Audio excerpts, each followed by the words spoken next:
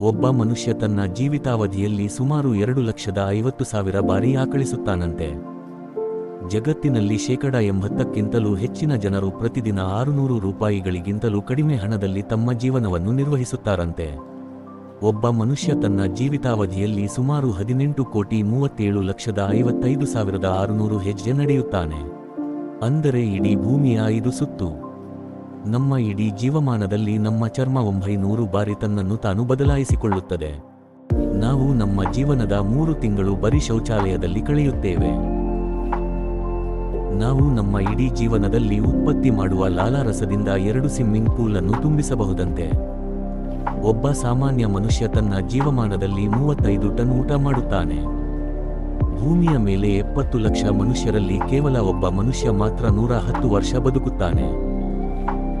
ಒಬ್ಬ ಮನುಷ್ಯ ತನ್ನ ಜೀವಮಾನದ 6 ತಿಂಗಳನ್ನು ಬರೀ ಶೇವಿಂಗ್ ಮಾಡುವುದರಲ್ಲಿಯೇ ಕಳೆಯುತ್ತಾನೆ. ಸಾಮಾನ್ಯವಾಗಿ ಮನುಷ್ಯ ತನ್ನ ಜೀವನದ 1/3 ಭಾಗವನ್ನು ನಿದ್ರೆ ಮಾಡುವುದರಲ್ಲಿಯೇ ಕಳೆಯುತ್ತಾನೆ. ಅಂದರೆ ಸುಮಾರು 25 ವರ್ಷ.